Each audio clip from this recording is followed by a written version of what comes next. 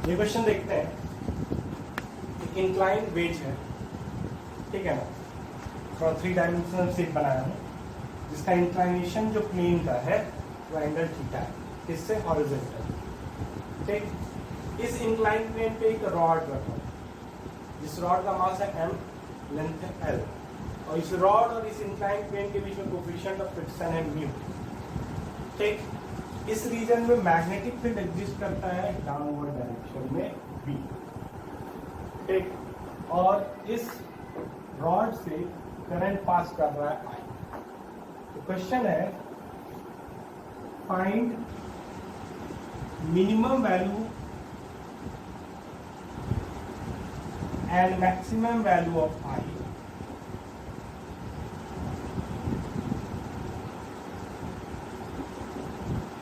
for which it remains at rest. Rod remains at rest.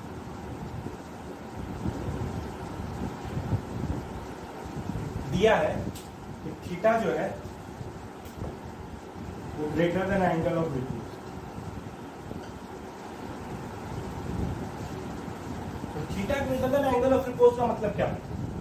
Theta greater than angle of repose का मतलब होता है कि ये रॉड जो है अपने वेट के चलते इस इंक्लाइन प्लेन पे स्लाइड कर जाएगा, फ्रिक्शन इसको रोक नहीं। ठीक है ना, फ्रिक्शन इस पे लगेगा जब ये स्लाइड कर रहा हो, किसके बदल स्लाइड करेगा? mg sin थीटा के बदल। ठीक है, फ्रिक्शन कहाँ लगेगा? ऊपर। ठीक है, तो ये क्या करेगा? स्लाइड कर जाएगा एंगल ऑफ। लेकिन हमको क्वेश्चन पे क्या पूछ रहा है? क्वेश्चन में पूछ रहा है minimum value and maximum value of I for which rod remains at rest. मतलब यहाँ पे करंट का कुछ ऐसा रोल होगा जिससे ये रॉड जो होगा वो रेस्ट करे। तो हमको दिख रहा है कि इस रीजन में मैग्नेटिक फील्ड है, ठीक है ना, एक करंट कैरिंग वायर है। ठीक, तो करंट कैरिंग वायर पे मैग्नेटिक फील्ड में टेंडेंसी हमेशा क्या लगता है? फोर्स का लगने का होता है। ठीक है, तो ये फोर्स कुछ करंट के चलते कुछ फोर्स ऐसा होगा सच दैट कि ये सिस्टम क्या रहे? इक्विलिब्रियम। तो हमको वही करंट का वैल्यू निकालना है ना, मिनिमम करंट या फिर मैक्सिमम करंट, जिसके लिए ये क्या रहे? रेस्ट। तो इसका सबसे पहले जो है ना, हम लोग इस तरफ से व्यू देखें। मतलब हम अगर इस तरफ से वेज को देखेंगे तो हमको क्या दिखेगा? हमको सिर्फ ये एक इंक्लाइन प्लेन दिखेगा। कितना एंगल था? थीटा। मतलब हम इधर से देखें, ठीक, और ये जो रॉड है उसका सिर्फ क्रॉस सेक्शन दिखेगा। जिस क्रॉस सेक्शन में करंट किधर की तरफ है? तो करंट बाहर की तरफ, जैसे हम डॉट दिखा, ध्यान देना, करंट इधर आ रहा है ना, तो हम अगर ऐसे देखेंगे तो हमको करंट हमारे तरफ आता हुआ दिखेगा। ठीक है, तो हम ये व्यू बना रहे हैं। ये व्यू जब बनाएंगे तो हमको थीटा एंगल का इंक्लाइन प्लेन दिखेगा और उस पर रॉड का बस क्रॉस सेक्शन दिखेगा जिसमें करंट किधर की तरफ होगा? बाहर। इसका फ्री बॉडी बनाएंगे, इधर होगा mg sin थीटा, इधर और इधर होगा mg cos। दूसरा, करंट है, मैग्नेटिक फील्ड है, let us suppose current I है, तो मैग्नेटिक फोर्स होगा किधर? तो देखो, जैसे अब ये व्यू देखेंगे तो करंट बाहर हो गया, मैग्नेटिक फील्ड अंदर हो गया। ठीक है, फोर्स किधर आ रहा है? राइट तरफ, इधर की तरफ। ठीक है, करंट बाहर की तरफ, मैग्नेटिक फील्ड इधर की तरफ, फोर्स इधर। फोर्स लगा इधर, तो इस फोर्स को भी हम लोग रिजॉल्व कर देंगे। क्योंकि इंक्लाइन प्लेन के केस में हम लोग हर चीज को along the inclined plane and perpendicular to the inclined plane resolve करेंगे। एक कंपोनेंट होगा इधर f cos थीटा, ये थीटा है तो ये भी थीटा, और एक कंपोनेंट होगा इधर f sin। ठीक, और एक होगा नॉर्मल रिएक्शन। अब सबसे पहले बात करते हैं हम लोग मिनिमम I। मिनिमम I, ठीक है ना, F कितना होगा? I की फोर्स जो हम लोगों ने कहा वो कितना होगा? फोर्स होगा ILB, यही होता है ना। तो अगर मिनिमम मेरा I मिनिमम है तो उसके करस्पॉन्डिंग फोर्स भी मिनिमम होगा। ठीक है ना, तो this force is minimum for which this is at equilibrium. This force is minimum for which, ठीक है ना, this rod is at equilibrium. तो ये फोर्स का जो कंपोनेंट है रोकने वाला, वो तो ये कंपोनेंट है। तो ये जो फोर्स है वो मिनिमम है, क्योंकि हाई मिनिमम का कंसीडर कर रहा है ना, जिसके लिए ये इक्विलिब्रियम है।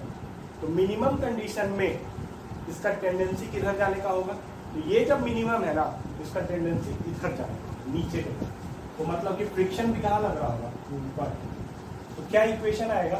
इक्वेशन आएगा mg sin थीटा बराबर f cos थीटा बराबर फ्रिक्शन। फ्रिक्शन कितना होगा? Mu into N. एन कितना होगा?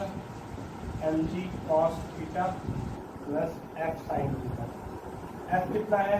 ILV डाल दो, mg cos theta plus ILV sin theta.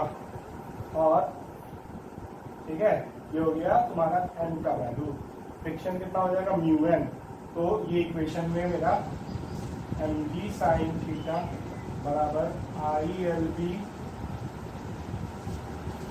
cos theta plus mg cos theta plus ILV sin theta. या इस इक्वेशन को सॉल्व करने में जो I का वैल्यू आएगा वो हमारे लिए I मिनिमम, ठीक है।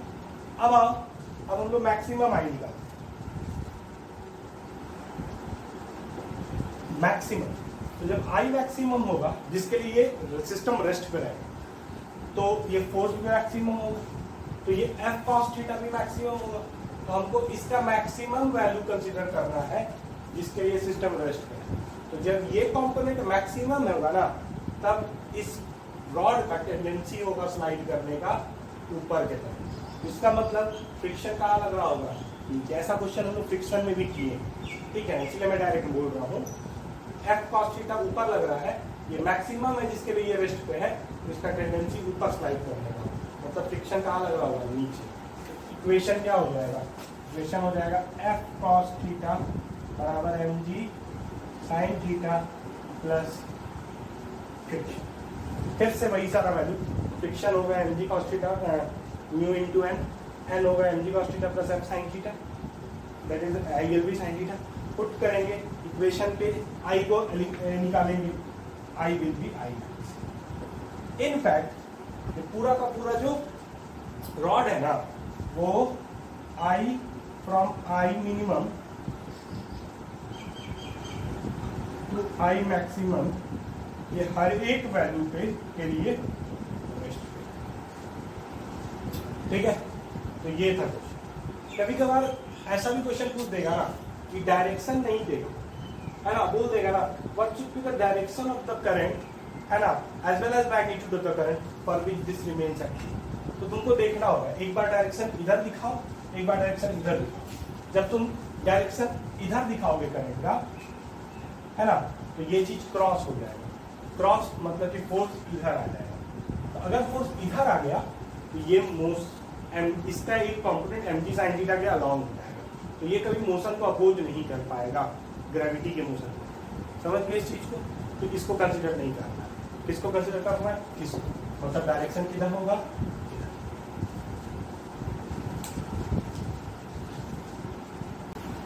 अब ये क्वेश्चन देखते हैं। ये एक रेक्टेंगुलर वायर फ्रेम, सिर्फ इसको हम लोग बाउंड्री समझते हैं रेक्टेंगल का, ठीक है, वायर का बना हुआ, ठीक। अपने वेट के चलते इसका टेंडेंसी जो है वो नीचे जाएगा, ठीक है, अपने वेट के चलते इसका जो टेंडेंसी है वो नीचे जाने का, ठीक। अब इस रीजन में ध्यान दीजिएगा, इस रीजन में मैग्नेटिक फील्ड जो है वो इधर के तरफ है, B, है ना। क्वेश्चन है what should be the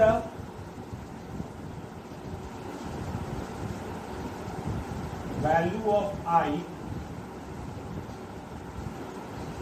end direction of current in wire frame, so frame remains in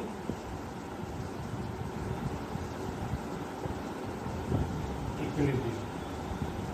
ये रहा वायर, इसका टेंडेंसी कैसा रहेगा? अपने वेट के चलते ऐसे गिरने का। ये वाला पार्ट जो है ना वो फिक्स्ड, RPS जो है वो फिक्स्ड, मतलब ये अपने पोजीशन से नहीं बदलेगा। तो इसका टेंडेंसी कैसे जाने का होगा, नीचे, इस तरह नीचे टेंडेंसी करने का जाने का होगा। किसके चलते, mg के चलते। mg टॉर्क लगा रहा है, तो हमको क्या करना है, हमको करंट बताना है इस पूरे लूप में सच दैट कि ये नीचे के मतलब कि इक्विलिब्रियम है। तो डेफिनेटली mg जो टॉर्क लगा रहा है नीचे के तरफ, तो करंट को जो टॉर्क लगाना होगा वो ऊपर की तरफ लगाना होगा। समझ लो इस चीज को, करंट का टॉर्क कहाँ लगाना होगा, ऊपर की तरफ लगाना पड़ेगा। तो इसमें करंट का टॉर्क ऊपर के लिए हम लोग को क्या करना है, ठीक है। तो सबसे पहले टॉर्क क्या होगा, ये करंट कैरिंग लूप जिसका डायरेक्शन हमको नहीं पता। करंट कैरिंग लूप में टॉर्क जो होगा वो m into B, sorry m cross B. B किस डायरेक्शन में, जेड डायरेक्शन। हम लोगों को टॉर्क किस डायरेक्शन में लगाना है, ध्यान से समझिएगा। इसका टेंडेंसी है इस तरह, ग्रेविटी के चलते इस तरह रोटेट करने का, तो हमको टॉर्क लगाना होगा इस तरह, ठीक है। टॉर्क लगाना होगा इस तरह, ठीक, मतलब कि ऊपर की तरफ रोटेट करना। ऊपर की तरफ रोटेट करने का मतलब हुआ कि m क्रॉस b, b तो है तुम्हारा इधर की तरफ, है ना। ऊपर की तरफ रोटेट करने का मतलब हुआ कि m का डायरेक्शन नीचे होना चाहिए। दो तरीके से देख सकते हो, राइट हैंड थंब रूल, है ना। m से b जाने का सेंस ऐसा होना चाहिए, जो रोटेशनल का टेंडेंसी होगा वही m से b जाने का टेंडेंसी होगा। m नीचे होगा, b ऊपर है, तभी m से b ऊपर जाएंगे, ठीक है। दूसरी बात ये भी सोच सकते हो कि अगर रोटेशनल टेंडेंसी ऐसा है तो रोटेशनल एक्सिस हो गया नेगेटिव एक्सिस। तो नेगेटिव एक्सिस अगर एक्स एक्सिस अगर रोटेशनल एक्सिस हो गया तो डेफिनेटली जो m और b होगा वो एक्स एक्सिस से परपेंडिकुलर होगा। तो b जो है तुम्हारा वो जेड एक्सिस है ना। m एक्स एक्सिस से परपेंडिकुलर मतलब y एक्सिस के अलावा हो सकता है या तो ऊपर या तो नीचे। अब देखना है कि रोटेशनल टेंडेंसी तुम्हारा इधर है तो यूनिट वेक्टर के फॉर्म में भी लिख सकते हो कि तुमको लाना है -i, ठीक है। ये है तुमको k, तो ध्यान देना j क्रॉस k जो होता है वो i होता है, तो -j क्रॉस k जो तुमको देगा वो -i देगा। तो -j मतलब मैग्नेटिक मोमेंट नीचे होगा, ठीक है। तो मैग्नेटिक मोमेंट अगर नीचे होना चाहिए तो करंट का डायरेक्शन कैसा होना चाहिए, तो करंट का डायरेक्शन ऐसा होना चाहिए। ध्यान हम कहा जा रहा है नीचे, करंट का सेंस ऐसे,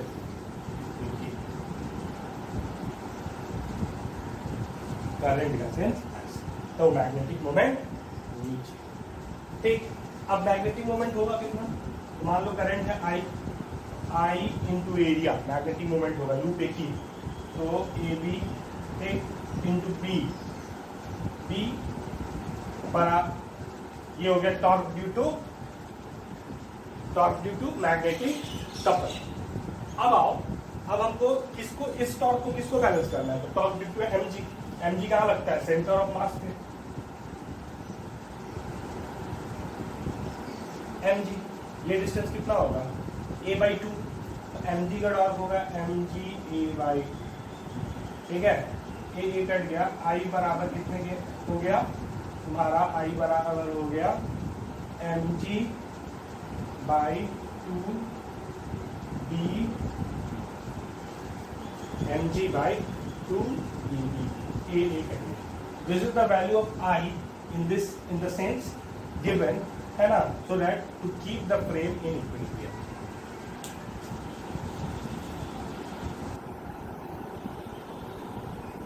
अब जो नेक्स्ट टॉपिक है वो है magnetic moment of rotating charge system, ठीक है। तो देखते हैं सबसे पहला इस टॉपिक में क्वेश्चन, ठीक है। क्या है, लेट अस सपोज एक चार्ज है, पॉइंट चार्ज q, जो ओमेगा एंगुलर स्पीड से r रेडियस के सर्कुलर पाथ में रोटेट हो। This is point charge q, ठीक है, जो ओमेगा एंगुलर स्पीड से सेंस ऑफ रोटेशन है, रोटेट कर रहा है this charge q। We need to find the magnetic moment of this system, rotating charge system, ठीक है। तो सिंपल सा बात है, अगर हमको ये दिया रहता ये एक सर्कुलर लूप, ठीक है, जिसका रेडियस है आर, रेडियस है आर, और इस सर्कुलर लूप में करंट ट्रैवल कर रहा आई, ठीक है। तो इसका मैग्नेटिक मोमेंट कितना होता, तो एम वेक्टर होता आई इंटू एरिया, ठीक है, और एम का मैग्नीट्यूड हो जाता I into I R square, direction right hand का ऊपर के, मतलब कि अगर वेक्टर फॉर्म में लिखेंगे तो यूनिट वेक्टर जे का। लेकिन इसमें तो है करंट नहीं दिया है, तुमको क्या दिया है, चार्ज रोटेट कर रहा है, कितना एंगुलर स्पीड से, ओमेगा। कॉन्सेप्ट क्या है कि करंट भी तो मूविंग चार्ज ही होता है। करंट इज क्या, basic idea of current is moving charge. तो यहाँ पे हम लोगों ने करंट ना देके मूविंग चार्ज को दर्शाया, तो बात तो वही हुई, अगर चार्ज भी मूव कर रहा है एक सर्कुलर पाथ में, तो that means that is creating a magnetic moment. जैसे current rotating current in a close loop magnetic moment create करता है, उसी तरह ये चार्ज अगर क्लोज पाथ में रोटेट कर रहा है तो डेफिनेटली क्या क्रिएट कर रहा है, मैग्नेटिक। कैसे निकालेंगे, तो मैग्नेटिक मोमेंट का फंडा यही है, ठीक है। अब इसमें आई के जगह पे हम लोग लिखेंगे आई एवरेज, ठीक है, मतलब कि किसी भी पर्टिकुलर पॉइंट पे किसी भी पर्टिकुलर टाइम इंटरवल में कितना चार्ज फ्लो कर रहा है। तो अगर हम बोले कि इस पॉइंट चार्ज का एंगुलर स्पीड ओमेगा है, इसका टाइम पीरियड कितना होगा, 2 पाई बाई ओमेगा, है ना। किसी भी पर्टिकुलर पॉइंट से ये 2 पाई बाई ओमेगा के बाद उस पॉइंट से दोबारा गुजरेगा। तो किसी भी पॉइंट से एवरेज करंट कितना होगा, तो total charge pass in how much time interval, 2 pi by omega. This is the I average, ठीक। तो मैग्नेटिक मोमेंट कितना होगा, तो मैग्नेटिक मोमेंट हो जाएगा आई इंटू एरिया वेक्टर, क्या आ जाएगा, Q by 2 pi into omega vector into pi R square, ठीक है। This is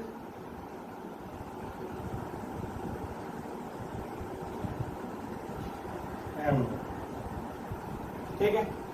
pi pi cut जाएगा तो क्या आ जाएगा, Q बाई 2, ठीक है, आर स्क्वायर ओमेगा, ठीक। और क्या हम लोगों ने निष्कर्ष निकाला, ये निष्कर्ष निकाला कि जिस डायरेक्शन में मैग्नेटिक मोमेंट होगा उसी जिस डायरेक्शन में एंगुलर वेलोसिटी होगा उसी डायरेक्शन में मैग्नेटिक मोमेंट होगा और पॉजिटिव चार्ज।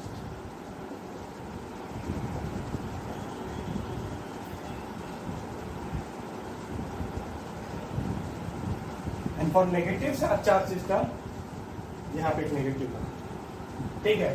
तो अगर Q पॉजिटिव है तो ये हो गया magnetic moment, Q for positive,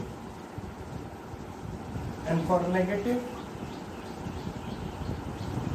M vector बराबर minus Q by 2 R square omega. ध्यान दें, नेगेटिव साइन क्या दिखा रहा है, तो नेगेटिव साइन हमेशा वेक्टर क्वांटिटी में डायरेक्शन बताता है। तो ये बता रहा है कि जिस डायरेक्शन में ओमेगा वेक्टर होगा उसके अपोजिट डायरेक्शन में मैग्नेटिक मोमेंट होगा, ठीक है। ओमेगा का सेंस कैसे हम लोग पता करते हैं, राइट हैंड थंब रूल से। मैग्नेटिक मोमेंट भी कैसे पता कर रहे हैं, राइट हैंड थंब रूल से। तो ये इसका एक और मॉडिफिकेशन, क्या मॉडिफिकेशन होगा, हम लोग क्या करेंगे, लेट अस सपोज इस चार्ज पार्टिकल का मास होगा m, ठीक है। तो हम क्या कर रहे हैं, m से नीचे डिवाइड कर दे रहे हैं और m से ऊपर मल्टीप्लाई। तो क्या रिजल्ट हो गया मेरे लिए, Q बाई 2m, ठीक, m r स्क्वायर हो गया ना। और इस टर्म को हम लोग क्या बोलते हैं, M R square omega. This is the angular momentum of a point mass revolving around a centre about the centre of radius R. अगर कोई पॉइंट मास आर रेडियस के सर्कल में रोटेट कर रहा है, उसका एंगुलर मोमेंटम जो होगा वो mr² ओमेगा होगा। This will give you q/2m into angular momentum L। तो ये हम लोग क्या कंक्लूजन लिया कि इस चार्ज पार्टिकल का अगर ये पॉजिटिव है तो इसका मैग्नेटिक मोमेंट m वेक्टर जो होगा वो होगा total charge upon 2m, m is the total mass of the charge system, into angular momentum vector. जिस डायरेक्शन में एंगुलर मोमेंटम होगा उसी डायरेक्शन में मैग्नेटिक मोमेंट। ध्यान देना बाबू, ये बड़ा इंपॉर्टेंट कॉन्सेप्ट।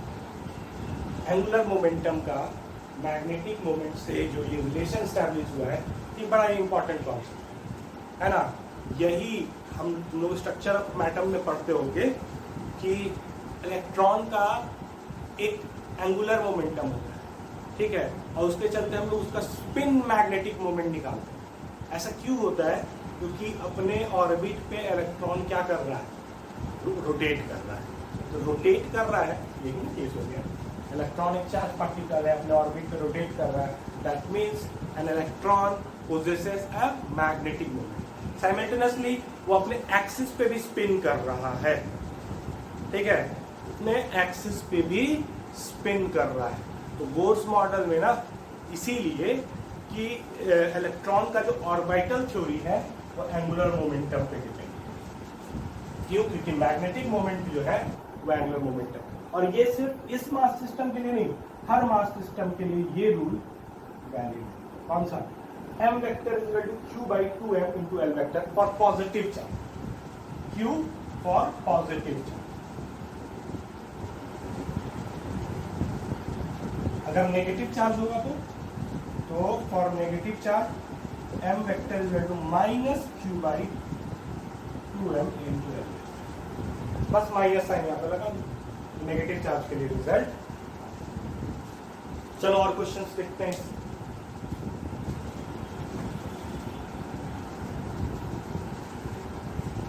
ये एक इलेक्ट्रॉन है जो कि r रेडियस के ऑर्बिट पे रिवॉल्व कर रहा है।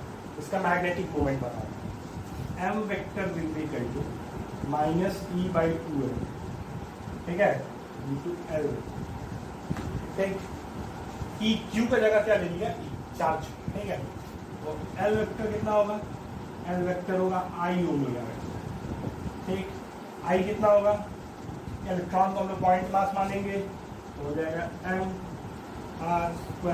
ओमेगा, ठीक है। ये डाल दो तो मैग्नेटिक मोमेंट बराबर हो जाएगा -e/2m into m/² omega vector. mm cut गया, कितना आ जाएगा? -e/2 r² omega. This is magnetic for an electron revolving in A orbit of radius r। अब आओ ऐसे देखो, एक रॉड है, uniformly charge rod, total charge है q, टोटल लेंथ है l, ठीक है। और ये रॉड जो है ना अपने एंड के अबाउट ओमेगा एंगुलर वेलोसिटी से रोटेट कर रहा है in an horizontal axis, sorry in A horizontal circular, vertical axis है, हॉरिजॉन्टल सर्कुलर मोशन कर रहा है। किसके अबाउट? अपने एंड के अबाउट रोटेट कर रहा है। तो हमको बताना है कि what is the magnetic moment of this rod. तो सबसे पहला हम इसको डिराइव भी करते हैं एक बार और आपको वेरीफाई करने के लिए, लेकिन ये जो रूल है वो यहाँ पे इनवैलिड। अगर हम Q पॉजिटिव ले रहे हैं तो इसका मैग्नेटिक मोमेंट होगा m वेक्टर बराबर Q total charge upon 2m, m is the mass of the rod, ठीक है, into l vector. This l vector क्या होगा इसके लिए? l वेक्टर होगा i ओमेगा वेक्टर। आई क्या होगा? आई अबाउट एंड देखना है, ये एंड, एंड के अबाउट इसका रोटेट करते हैं। आई कितना होता है? m l²/3 omega. ठीक है, तो ये डाल देंगे, एम वेक्टर बराबर हो जाएगा Q by two M into M L square by 3 into omega. ठीक है, एम एम कट गया, क्या आ जाएगा क्यू बाई 6, ठीक है, L square omega. This is the final answer, this is the magnet. ये शॉर्टकट है। कभी भी किसी भी चार्ज सिस्टम के लिए Q total charge of the charge system upon 2 into mass of the charge system into angular momentum of the charge system. This will give the magnetic dipole moment of that charge system. अब मैं इसको निकालता हूँ by mathematics by derivation. Derivation कैसे निकलेगा? तो कुछ नहीं, हम लोगों ने इससे पहले पॉइंट मास के रोटेशन के चलते मैग्नेटिक डाइपोल मोमेंट निकाला। ठीक है, उसी को यूज करते हैं। यहाँ से x डिस्टेंस की दूरी पे छोटा सा एलिमेंट कट करते हैं dx, और लेट अस सपोज इसमें चार्ज कितना है dq। ठीक है, और ये dq चार्ज जो है वो पॉइंट चार्ज है, कितने रेडियस में रोटेट कर रहा है, x रेडियस में रोटेट कर रहा है, कितने एंगुलर वेलोसिटी से रोटेट कर रहा है, ओमेगा एंगुलर वेलोसिटी से रोटेट कर रहा है। इसका डाइपोल मोमेंट कितना होगा?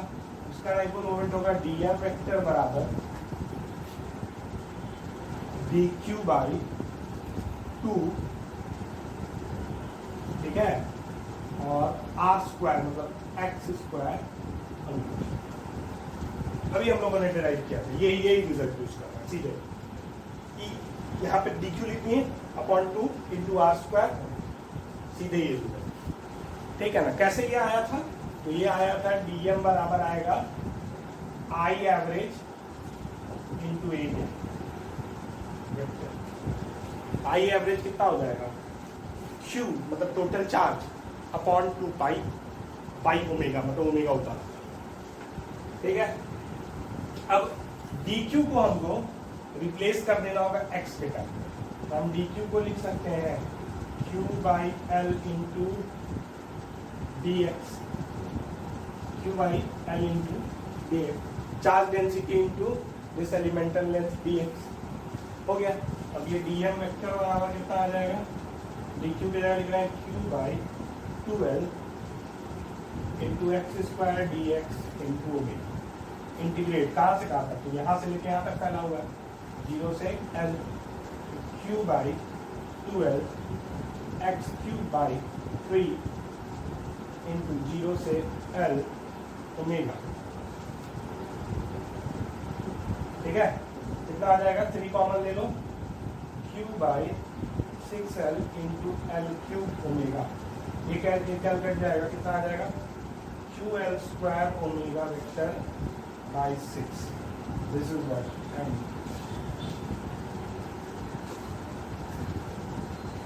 ठीक है, ये डायरेक्ट हम लोगों ने किया था, ये प्रूफ के थ्रू किया था। अब हम लोगों को अगला किसी प्रूफ को देखने की जरूरत नहीं है, हम लोग डायरेक्ट यही फॉर्मूला यूज करेंगे।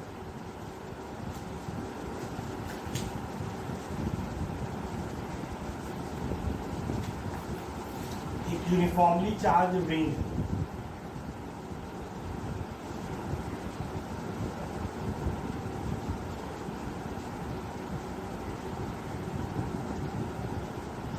ठीक है, Q charge through out the body distributed है, Q मास m है, और ओमेगा एंगुलर वेलोसिटी से रोटेट कर। इसका हम लोगों को निकालना है डाइपोल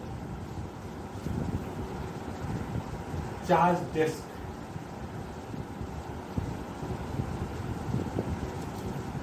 ठीक है, टोटल चार्ज है Q, मास है m, ओमेगा एंगुलर वेलोसिटी से रोटेट कर रहा है, हॉलो स्फीयर। ठीक है, चार्ज है Q, मास है m, ओमेगा एंगुलर वेलोसिटी से रोटेट कर रहा है, रेडियस है r, रेडियस है। ठीक,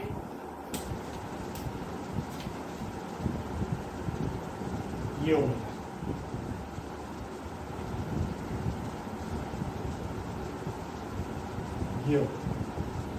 कितना होगा इसका मैग्नेटिक डाइपोल मोमेंट?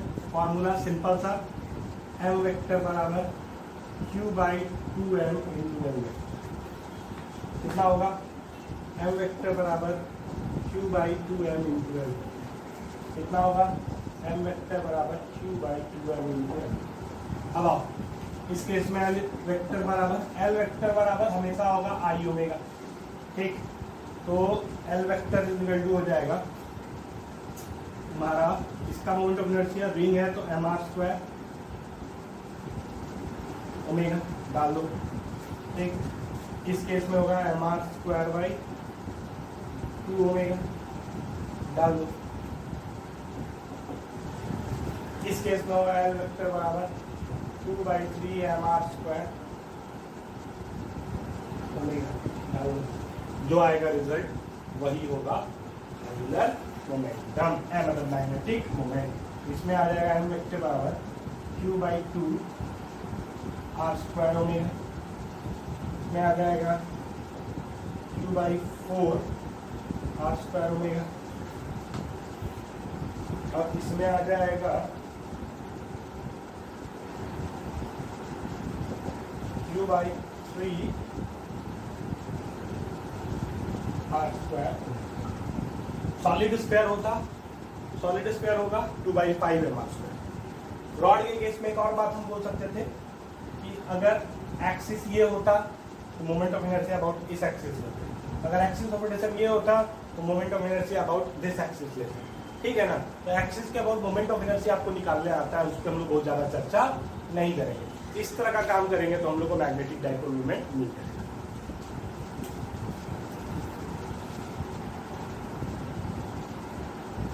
इस क्वेश्चन को ध्यान रखें। एक वायर फ्रेम है, जो ब्लू कलर का दिख रहा है ना, वही एक क्लोज वायर फ्रेम। ठीक है, इसमें करंट आई मूव करता है। आई का सेंस देखो, ध्यान देना। हम देखो एक एक आर्म दिखा रहे।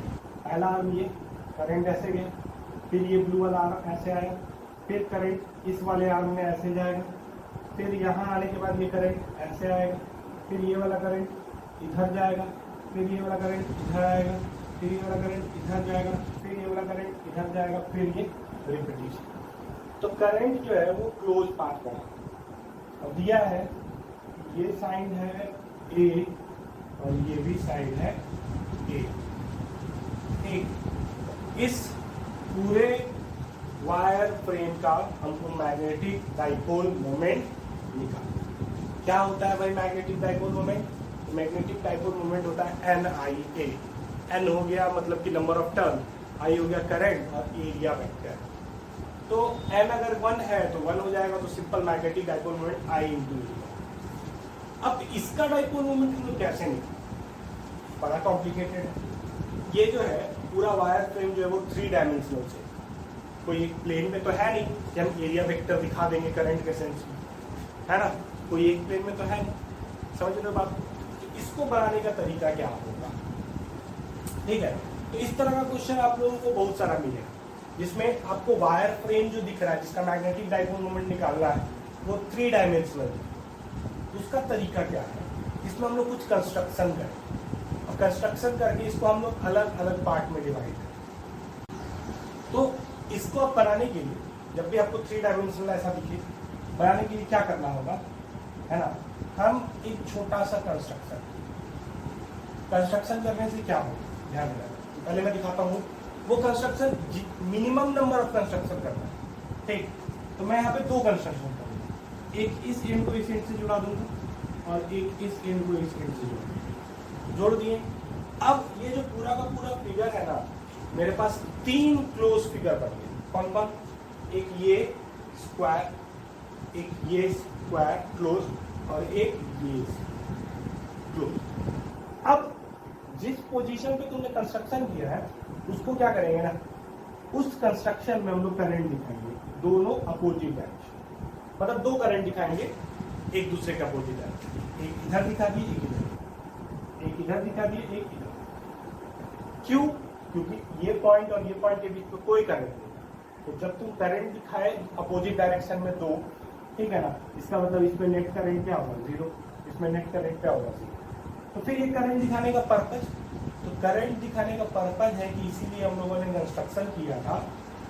अब ध्यान देना, एक डायरेक्शन ऑफ करंट को हम लोग ऐसा कंसिडर करते हैं कंसिडर करते हुए एक क्लोज लूप ये बनाएंगे। ठीक, उसी तरह एक डायरेक्शन ऑफ करंट को लेके हम लोग एक क्लोज लूप ये बनाएंगे, ये स्क्वायर। दूसरा, तीसरा, इन दोनों का जो अपोजिट डायरेक्शन बचा उसको लेके हम लोग एक लूप इधर बनाएंगे, बेस में। तो देखो तो इसमें करंट का सेंस कैसा है, इस तरफ, इस तरफ, इस तरफ। तो हम ये वाला कंसिडर कर लेते हैं इधर, ये एक लूप हो गया। ठीक, तो बचा कौन सा, इधर वाला। ठीक, इसमें देखो करंट किधर है, इधर, इधर।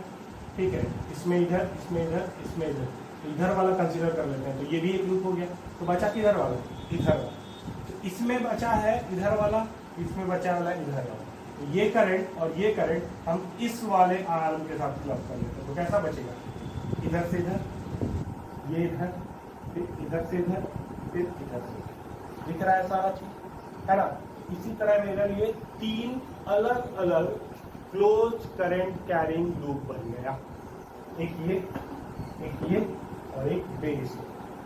बस 2 कंस्ट्रक्शन का, दोनों कंस्ट्रक्शन में नेट करंट 0 करना है, इसलिए करंट तुम दोनों डायरेक्शन में दिखाओगे, दोनों डायरेक्शन। एक डायरेक्शन को इस लूप के साथ क्लब करोगे, एक डायरेक्शन को इस लूप के साथ क्लब करोगे, और जो बचा है रिमेनिंग वो इस लूप के साथ क्लब हो जाएगा। ठीक है, अब देखो तो इसका मैग्नेटिक डाइपोल मोमेंट क्या होगा, तो करंट का सेंस ऐसे।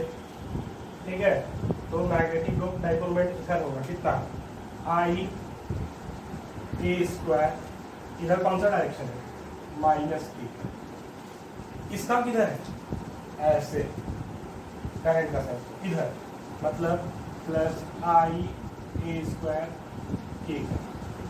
और इसका किधर है, इसका सेंस है ऐसे, ऊपर की तरफ, +I a स्क्वायर j का।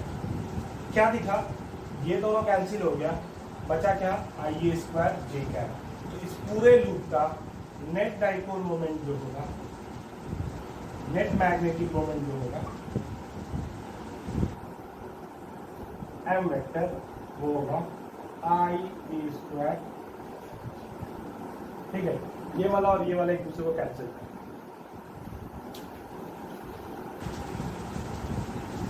देखते हैं मूविंग कॉइल गैल्वेनोमीटर। बेसिकली हम लोग आज के टॉपिक में कंस्ट्रक्शन और वर्किंग। ठीक है, मूविंग कॉइल गैल्वेनोमीटर के बारे में हम लोगों ने करंट इलेक्ट्रिसिटी में जाना था। उस दौरान मैंने आपको ये बात बताई थी कि moving coil galvanometer detects current in both direction, वो दोनों डायरेक्शन के करंट को डिटेक्ट। ठीक है, और उस दौरान मैंने आपको ये भी बात बताई थी कि moving coil galvanometer is a highly sensitive device, है ना, which can detect even a very few amount of current. Okay, और मैंने ये भी बात कहा था कि इसका जो कंस्ट्रक्शन है हम लोग मैग्नेटिज्म चैप्टर में पढ़ेंगे। तो आज वो दिन है जिस दिन हम लोगों को मूविंग कॉइल गैल्वेनोमीटर को पढ़ना है। बेसिकली मूविंग कॉइल गैल्वेनोमीटर भी जो है ना, वो तुम्हारा मैग्नेटिक डाइपोल मोमेंट के कॉन्सेप्ट पे ही है। अब क्या है इसमें, ध्यान से समझना। हम लोग इसका कंस्ट्रक्शन को सबसे पहले समझते हैं। हमारे पास 2 बार मैग्नेट, एक हो गया ये नॉर्थ पोल, एक हो गया ये साउथ। काफी स्ट्रॉन्ग बार मैग्नेट है, जिसके चलते ये जो बीच का जो स्पेस दिख रहा है मेरे को, है ना, इस रीजन में यूनिफॉर्म मैग्नेटिक फील्ड प्रोड्यूस। और ध्यान देना, मैग्नेटिक फील्ड बार मैग्नेट के केस में हमेशा नॉर्थ पोल से साउथ पोल की तरफ जाता है। जस्ट लाइक पॉजिटिव चार्ज से फील्ड लाइंस नेगेटिव चार्ज जैसे जाता है, उसी तरह नॉर्थ पोल से फील्ड लाइंस निकल के साउथ पोल में जाता है। बस इतना हम लोग समझते हैं, जिसके चलते इस रीजन में जो मैग्नेटिक फील्ड है वो इस डायरेक्शन में हो जाएगा, कितना, B। ठीक, और ये स्ट्रेंथ जो है हम लोगों को कैसे पता रहेगा, ये गिवन होगा हम लोगों के लिए, क्योंकि हम लोग जो जितना पावरफुल का मैग्नेट यूज करेंगे उतना स्ट्रॉन्ग ये मैग्नेटिक। ठीक, अब इनके बीच में जो स्पेस है, उस स्पेस में हम इसको टॉप व्यू में देख रहे हैं। ठीक है ना, इस स्पेस में एक सिलिंड्रिकल कोर रखा हुआ है, सिलिंड्रिकल कोर रखा होता है, जिसको टॉप से हम लोग देख रहे हैं बाहर की तरफ। तो सिलेंड्रिकल कोर कैसा दिखेगा तुमको? इसके अंदर सिलेंड्रिकल कोर, इसका टॉप व्यू देखेंगे तो हमको कैसा दिखेगा? ये डिस्क के शेप पर, ठीक है, आयरन का बना हुआ है, ठीक है ना।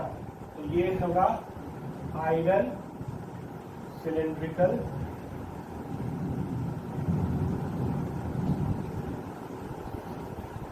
ठीक। और ये जो सिलेंड्रिकल कोर है ये बहुत सारे कॉइल से या फिर एक मतलब कि वायर के कॉइल से रैप्ड रहेगा। इसको हम लोग कॉइलिंग करके रखें बहुत सारे टर्न्स।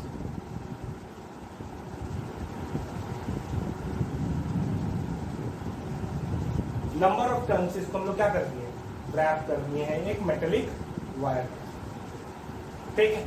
ये मेटेलिक वायर इसको क्लोजली हम इसको बाउंड कर दिए, ठीक है। और इस मेटेलिक वायर के चलते जो हम जब इसको ब्रैप किए हैं तो वो एक क्लोज एरिया बना रहा है, जिसका एरिया है लेट अस सपोज ए, ठीक। नंबर ऑफ टर्न्स जो हम लोगों ने दिया है वो है लेट अस सपोज एन, ठीक। अब क्या करेंगे, ध्यान देना, इसके इस पोजीशन पे एक नीडल लगा हुआ है। नीडल, ये नीडल का क्या पर्पज है? ये नीडल ही करंट को डिटेक्ट करे, ठीक है। अब हम लोग क्या करेंगे ना, ये जो कॉइल हम लोगों ने किया है इसका कॉइल को हम लोग सर्किट में कनेक्ट कर देंगे कुछ इस प्रकार कि इस कॉइल से करंट पास करे। तो लेट अस सपोज कि करंट ऐसे पास करना,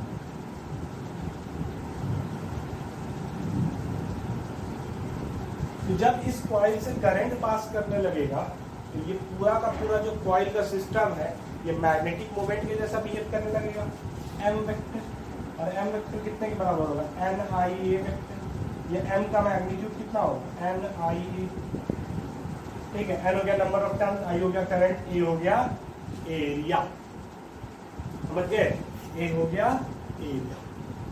अब ये पूरा का पूरा जो रीजन कोर है वो तो यूनिफॉर्म मैग्नेटिक फील्ड में लगा हुआ है। मैग्नेटिक फील्ड किधर की तरफ है? इधर की तरफ है। डाइपोल मोमेंट का डायरेक्शन किधर आएगा?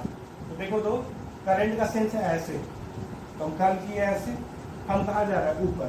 डाइपोल मोमेंट एम वेक्टर है ऊपर, मैग्नेटिक फील्ड है इधर, इस पे कैसे टॉर्क लगेगा। और जैसे ही ये टॉर्क लगेगा ये इस तरह रोटेट करना चाहिए। क्या करना चाहेगा? इस पर इस तरह का रोटेशनल टॉर्क लगेगा और इस टॉर्क के चलते ये क्या करना चाहेगा? इस पर रोटेट करना चाहेगा, है ना।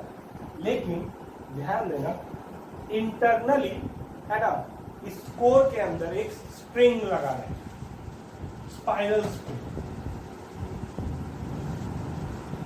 स्प्रिंग का क्या पर्पज है? जैसे कि हम लोगों ने जाना था स्प्रिंग हमेशा रिस्टोरिंग फोर्स लगाता है। मतलब ये मान लो मेरे लिए स्प्रिंग था, समझ गए? हम इस ब्लॉक पे इधर फोर्स लगाएंगे, ठीक है। अगर ये स्प्रिंग ना होता तो इस फोर्स के चलते ना ये ब्लॉक सदा के लिए मूव करता हुआ चला जाएगा विदाउट एनी रेजिस्टेंस। लेकिन स्प्रिंग के चलते, है ना, ये फोर्स के चलते ये कुछ दूर बाद मूव करेगा और इक्विलिब्रियम पोजीशन अटेन करेगा ये ब्लॉक। और ये स्प्रिंग इस पे कैसा फोर्स लगा रहा होगा? रिस्टोरिंग, कहाँ? पीछे, ठीक है। उसी तरह स्पाइरल स्प्रिंग जो होता है कितना स्प्रिंग फोर्स लगाएगा?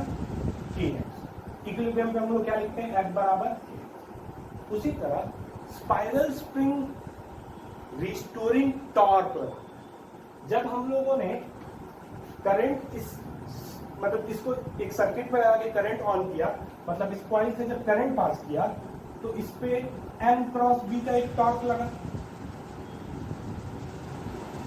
दोनों के बीच में एंगल 90 डिग्री है तो सीधे हम लिख देते हैं MB, ठीक है। ये टॉर्क इसको कैसे रोटेट करना चाहेगा? इस तरह। लेकिन इसके अंदर में जो मौजूद स्पाइरल स्प्रिंग है वो इस पे काउंटर टॉर्क लगाएगा, रिस्टोरिंग टॉर्क लगाएगा, ठीक है। और इवेंचुअली इसको किसी एक पोजीशन पे लाके ये सिस्टम इक्विलिब्रियम पे हो जाएगा। अगर ये नीडल है शुरू में वर्टिकल था तो एट इक्विलिब्रियम ये कुछ इस तरह हो जाएगा, ठीक। तो वर्टिकल से ये कितना एंगल रोटेट किया, फाइव, है ना। तो इक्विलिब्रियम ये क्यों अटेंड किया? इक्विलिब्रियम अटेंड करने का रीजन है कि इस मैग्नेटिक टॉर्क के लिए एक काउंटर टॉर्क डेवलप हुआ, रिस्टोरिंग टॉर्क डेवलप हुआ, किसके बदौलत? स्प्रिंग के बदौलत। अब ध्यान देना, जिस तरह हम इस ब्लॉक को आगे ले जाते हैं और इसमें इलोंगेशन x होता है, तो रिस्टोरिंग फोर्स कितना होता है? kx। उसी तरह इसमें ट्विस्ट अगर पाई एंगल का हुआ, अगर ये तुम्हारा कोर जो है वो पाई एंगल से रोटेट किया, ट्विस्ट अगर इसमें पाई आएगा, तो रिस्टोरिंग टॉर्क जो आएगा वो आएगा k इंटू फाइव। ये वही स्प्रिंग वाला स्प्रिंग है, मतलब स्फेरिकल स्प्रिंग, स्पाइरल स्प्रिंग है, जो बचपन में हमारे गाड़ी में लगता था। हम लोग चाबी घुमाते थे, चाबी घुमाते थे, चाबी घुमाते थे, स्पाइरल स्प्रिंग जो है ना, उसमें ट्विस्ट बनता जाता था, बनता जाता था, बनता जाता था। हम जब चाबी छोड़ते थे तो वो अपने आप को रिलीज करना शुरू कर देता, ठीक है, और रिलीज करता था तो व्हील को रोटेट कराने लगता था और गाड़ी आगे भागने लगता है। उसी तरह ये ट्विस्ट के चलते जो इसमें रोटेशन डेवलप हुआ, ये जो एंगल रोटेट किया, उस एंगल के चलते एक काउंटर टॉर्क लगेगा k पाई, जो कि इस सिस्टम को इक्विलिब्रियम करेगा, ठीक है ना। लीनियर स्प्रिंग में spring force directly proportional to displacement होता है, उसी तरह स्पाइरल स्प्रिंग में restoring torque directly proportional to angle of, मतलब ट्विस्ट होता है, angle of twist, that is k। और प्रोपोर्शनैलिटी कांस्टेंट हम लोग k दे देते हैं, k, ये याद रखना, बस इतना ही m। और ये सिस्टम कहाँ आ जाता है? इक्विलिब्रियम। उसके बाद हम लोग क्या करते हैं, ये एंगल ऑफ डेविएशन जो होता है ना, वो डायरेक्टली प्रोपोर्शनल होता है। ये जो एंगल ऑफ ट्विस्ट है फाई, वो डायरेक्टली प्रोपोर्शनल टू करंट। जितना ज्यादा हम करंट ट्रैवल कराएंगे, उतना ज्यादा ये एंगल ऑफ, मतलब टॉर्क लगेगा, उतना ज्यादा मैग्नेटिक डाइपोल मोमेंट होगा, उतना ज्यादा टॉर्क लगेगा, और उतना ज्यादा फाई का वैल्यू होगा, ठीक है। अब इसको इक्वेट करते हैं, m कितना है ना, ये भी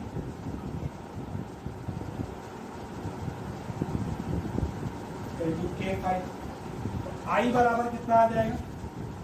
I बराबर हो जाएगा k by N A B into phi. देख, करंट इज डायरेक्टली प्रोपोर्शनल, तो ये फाई जो है ना, वही है मेजरमेंट ऑफ करंट, ठीक है। ये जो पूरा का पूरा फैक्टर है, ठीक है, ये जो पूरा का पूरा फैक्टर है, इसको हम लोग बोलते हैं गैल्वेनोमीटर कांस्टेंट।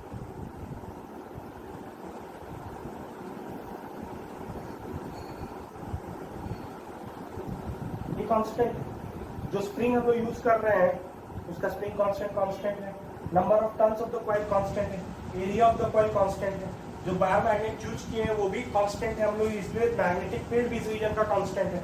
तो सिर्फ चेंज क्या कर रहा है, तो एक्सटर्नल सर्किट का जो करंट है वो चेंज करेंगे, तो एंगल ऑफ डेविएशन जो है, एंगल ऑफ डिफ्लेक्शन जो है, बेसिकली डिफ्लेक्शन, वो चेंज करेगा phi, so that I is directly proportional to.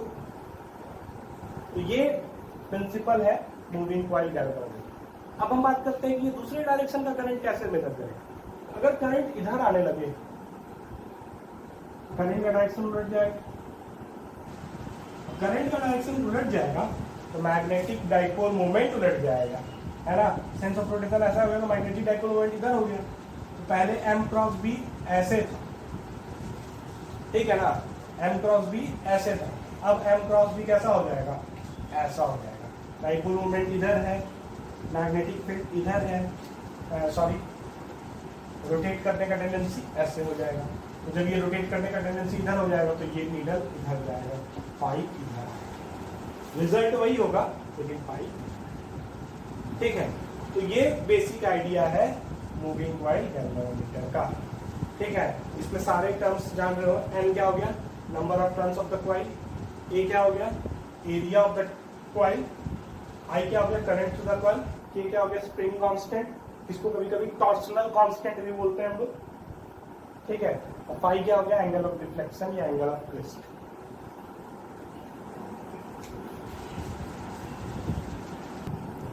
इस टॉपिक पे यही फॉर्मूला इंपॉर्टेंट है, I बराबर K अपॉन NAB इंटू 5। कोई भी एक चीज अननोन होगा, बाकी सब चीज गिवन होगा, फॉर्मूला पे बैठा के आंसर मिलेगा। ठीक है, इस टॉपिक पे दो सवाल और पूछे जाते हैं, करंट सेंसिटिविटी और वोल्टेज सेंसिटिविटी। ठीक है, तो ध्यान देना, हम लोग एक इंस्ट्रूमेंट पढ़ रहे हैं और इंस्ट्रूमेंट जो है ना वो रीडिंग शो करता है। तो ये हमारा जो गैल्वेनोमीटर है वो रीडिंग किसके फॉर्म में शो करता है? पाई के फॉर्म में शो करता है, रिफ्लेक्शन के फॉर्म में शो करता है। ठीक है, तो जितना ज्यादा बड़ा वैल्यू हम लोगों को रीडिंग में मिलेगा उतना ज्यादा प्रिसीजन होगा, उतना ज्यादा प्रिसाइज होगा, उतना ज्यादा सेंसिटिव है। ठीक है ना, तो दो कॉन्सेप्ट है, करंट सेंसिटिविटी और वोल्टेज सेंसिटिविटी। करंट सेंसिटिविटी क्या होता है? तो पाई अपॉन आई का रेशियो हमेशा करंट सेंसिटिविटी। ध्यान देना, इस केस में पाई है, ये आई है, उधर भेज दो, क्या आ जाएगा? NAB by K will become pi by, ये वैल्यू होगा NAB बाई K, ये होगा पाई बाई। और इसी को हम लोग बोलेंगे करंट सेंसिटिविटी। तो जब भी करंट सेंसिटिविटी निकालना होगा, पाई बाई आई कर दो, अगर पाई पता है और आई पता है। अगर ये दोनों नहीं पता है तो NAB अपॉन K कर दो, ये तुमको क्या दे देगा? Current sensitivity. Similarly voltage sensitivity, voltage sensitivity होगा पाई बाई V। ठीक है, तो पाई बाई V मतलब तो कुछ नहीं, करंट सेंसिटिविटी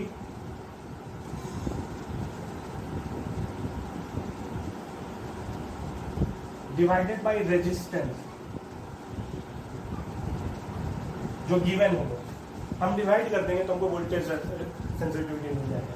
कैसे? तो ध्यान देना, पाई टेक अपॉन रेजिस्टेंस। ठीक है, और करंट सेंसिटिविटी क्या है? Pi by I into R हो गया, और आई आर ओम्स लॉ क्या होता है? V। यहाँ V क्या होगा? Voltage drop across galvanometer. ठीक, और R क्या होगा? Resistance of galvanometer.